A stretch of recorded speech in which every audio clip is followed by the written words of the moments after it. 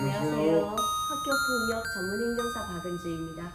오늘도 도와줘요 학폭연구소 진행을 경찰대 출신 학교폭력 전문가 김태환 행정사님과 함께 시작하도록 하겠습니다. 안녕하십니까.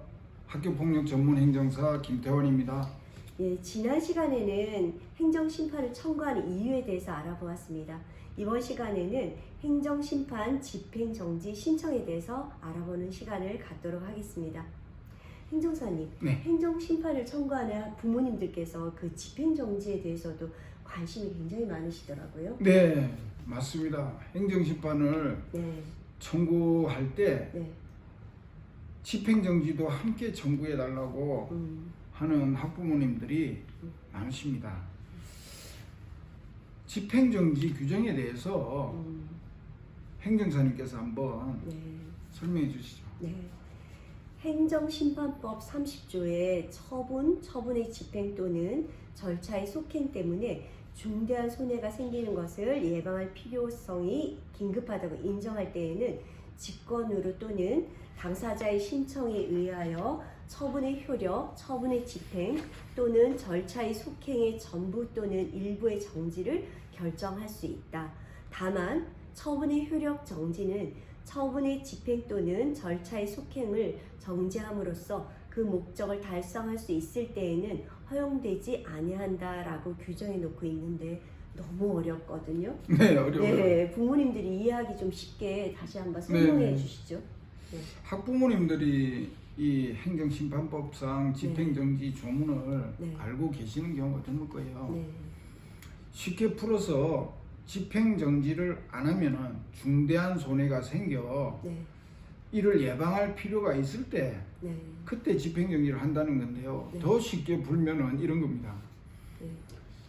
조치 결과가 강제 전학이 나왔는데 네.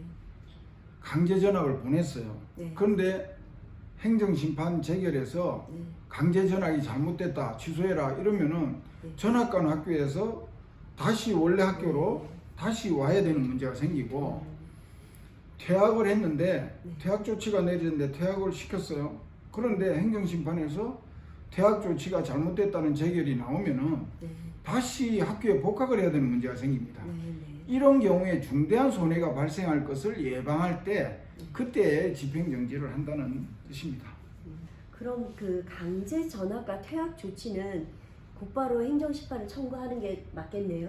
네. 네. 다른 경우도 뭐 집행정지가 필요하다고 하시는 학부모님도 계신데요. 네. 네. 강제 전학, 퇴학은 집행정지를 반드시 해야 되고 네. 그 외에는 네. 집행정지가 잘 안 되거든요. 네, 네. 그런데도 집행정지를 신청해 보겠다고 음. 하면서 의뢰받는 분들이 있어요. 네. 네. 일단 신청만 받고 의뢰를 받고 뭐 수임료나 수수료를 받게 되면은 결과에 대해서는 별로 신경을 안 쓰시겠다는 뜻이죠. 그러나 그런 사례는 없다는 것을 반드시 알고 계십시오. 네. 네. 아, 그럼 행정심판은 어떻게 진행이 되나요? 네, 행정심판은 대부분 서면심리 위주로 진행되는데요. 네. 무슨 뜻이냐면은 네. 학폭 조치 결과에 불복을 해서 행정심판 청구서를 제출하게 되면은 네. 교육지원청에서 여기에 대한 답변서를 또 행정심판위원회에 제출하게 되고 행정심판위원회에서 답변서를 받은 답변서를 청구인에게 또 보내줍니다. 네. 그러면 그 답변서를 보고 다시 보충서면을 제출하고 이런 식으로 서면을 가지고 네. 서류를 가지고 행정심판위원들이 심의를 한다는 뜻이죠. 그 이해 당사자 측에서 참가 신청을 하면 그 의견서를 제출할 수도 있고 직접 참가할 수도 있는 거죠. 네, 그렇습니다. 이해 당사자는 게 누구냐 하면은 네. 가령 학폭심의위원회에서 가해 학생, 피해 학생이 있다. 네. 이런데 가해 학생이 조치 결과가 너무 심하게 나와서 행정심판을 청구했어요. 그러면은 교육지원청과 가해 학생이 서로 상대방이 되는데 네. 이때 이해 당사자는 누군가 하면은 학폭심의위원회를 했을 때 피해 학생이 이해 당사자가 되는 거예요. 그 이해 당사자가 참가할 수 있다 그런 뜻입니다. 네. 아, 그 심판 절차가 굉장히 복잡한데 그 보충 서면 그 자료도 작성해야 되잖아요. 네, 보충 서면이 네. 교육지원청에서 학폭심의위원회가 적법하고 적법한 절차에 의해서 네. 이루어졌다 이렇게 답변이 오게 되면은 네. 그 사안에 대해서 읽어보고 예. 어떤 법적으로 잘못됐는지 사실적으로 잘못됐는지 그런 걸 다시 예. 보충 서면으로 적어서 예. 제출을 해야 합니다. 네. 그럼 비용은 어떻게 되나요? 그건 계약할 때 어떻게 하느냐에 따라 다른데요. 네. 보충 서면 비용까지 합해서 계약을 하느냐 네. 아니면은 청구서만 작성하는 비용을 계약하느냐 뭐 이거에 따라 달라집니다. 네. 보통 보충 서면의 비용은 행정심판 청구서 비용의 2분의 1을 수수료로 받고 있다고 네. 보시면 됩니다. 그건 같은 행정심판 청구를 토대로 그 보충 서면서를 작성하기 때문에 청구서 작성 비용의 반을 수수료로 받는 거네요. 네네네네네. 그렇고 그것은 이제 교육청에서 온 답변서 보충 서면을 낸다는 것이 네. 그렇게 쉬운 일이 아니고 네. 또 쉬운 일이 아닙니다. 네. 그렇습니다.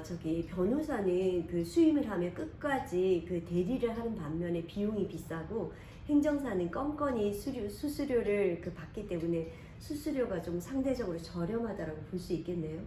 네, 맞습니다. 많이 저렴하고요. 네. 어떤 학부모님들은 네. 행정심판 청구서 계약을 할 때 왜 네. 보충 서면까지 이야기를 안 해줬느냐 이렇게 하시지만 네네. 계약서에 보면은 행정심판 청구서 청구서 작성을 위임한다는 계약서이기 때문에 보충 서면은 포함이 안 돼 있고 네네. 그렇습니다. 그럼 참 복잡하네요. 네. 네, 그런 경우는 그럼 어떻게 하죠? 그래서 이 계약서에 분명하게 행정사들은 문서를 한 건 작성해 드리는 수수료를 받는 거지 네네.